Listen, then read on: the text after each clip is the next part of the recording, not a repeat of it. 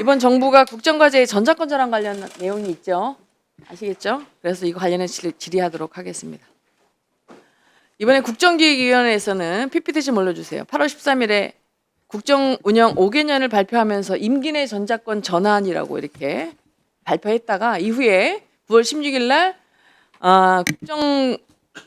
국정과제를 확정하면서 여기에서 이제 임기 내 전자권 전환이라고 돼 있는 거를 임기 내 전자권 전환 목표로 추진하겠다 이렇게 바꿨습니다.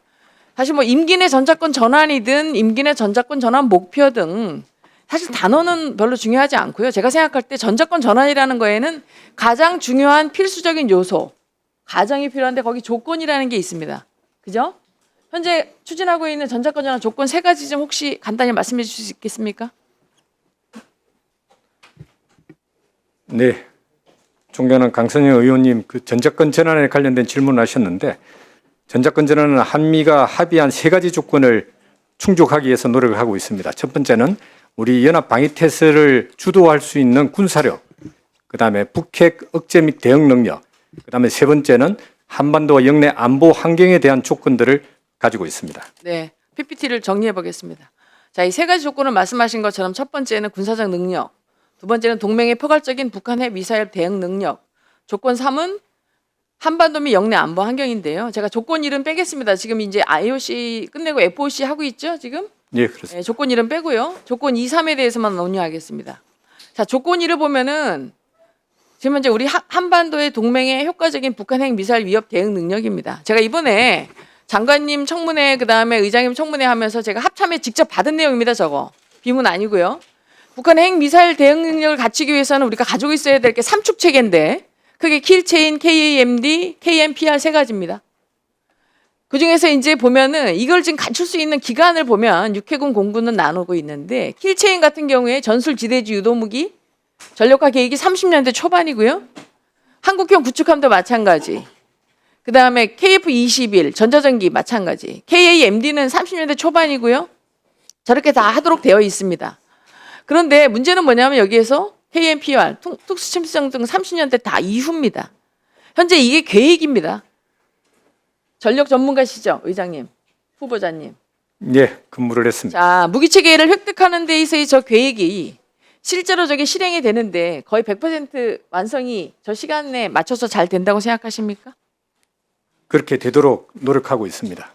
저거 하려면은 기본적으로 저게 많은 무기체계는 저희가 사고 싶어도 산다는 거 개발하고 싶어도 개발하는 목표대로 되는 게 아니고 여러 가지 제한 요소가 있습니다.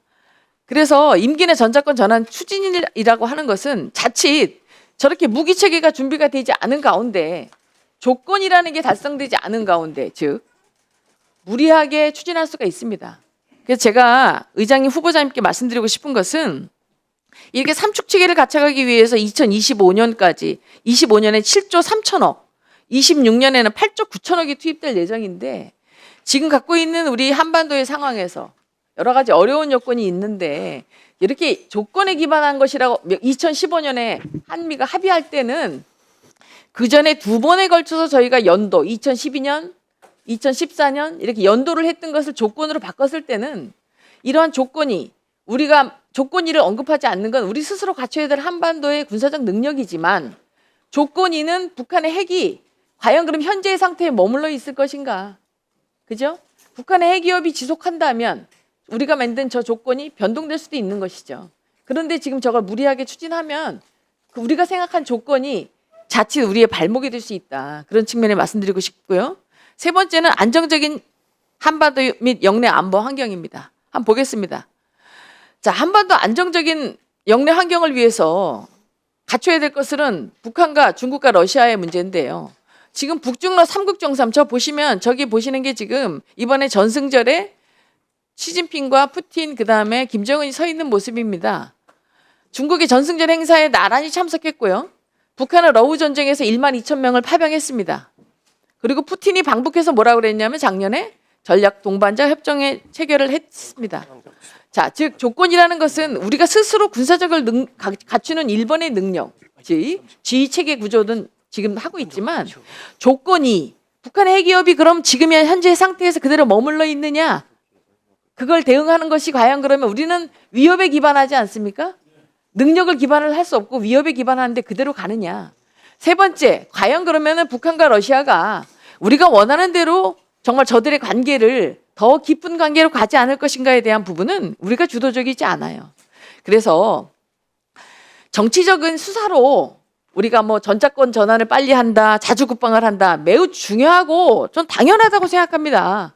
주권을 가진 국가가 자주권을 가진 국방을 추진하는 것은 문제가 되지 않아요. 그렇지만 이것이 자칫 지난번 국방부 장관 질의에도 얘기했지만 우리가 30년대 전반기 임기 내 목표를 추진한다고 하는 것이 과연 우리가 만든 조건을 되지도 않은 조건을 성급하게 달성했다라고 평가한다든지 아니면 우리의 동맹인 미국에서 생각할 때 야 서둘러서 한국이 전차권 전환을 가려고 한다던가 오해한다든지 더 중요한 것은 우리가 억제력을 갖춰야 하는 한반도 상황에서 북한이 오히려 우리들에게 30년 후반기에 취약한 대한민국에 대해서 다른 생각을 갖게 하는 조건이 돼서는 안 된다. 그래서 의장님이 정치인이 아니지 않습니까? 의장님은 의장이 되시면 우리의 군사적 능력 조건 1, 조건 2 북한의 핵위협, 조건 3 한반도 안보 상황을 정확히 판단해서 정말 우리 국군 통수권자 그리고 우리 정부가 이런 부분에 대해서 명확히 판단할 수 있도록 한치도 거짓 없이 정확한 군사적 능력을 그다음에 현재 상황을 판단해서 보고해 주셨으면 좋겠고 그렇게 합참을 지휘하고 전군을 지휘했었으면 좋겠다. 제 바람입니다. 한 말씀 해주십시오. 예, 위원님 말씀에 공감하고 있고 전자권 전환 평가는 한미가 공동으로 평가를 하기 때문에 어떤 다른 의도로 평가되지는 않는다는 것을 말씀을 드리고 그다음에 전자권 전환이 되더라도 우리 안보에 부족함이 없도록 잘 살펴서 국민이 불안하지 않는 국방이 될 수 있도록 하겠습니다.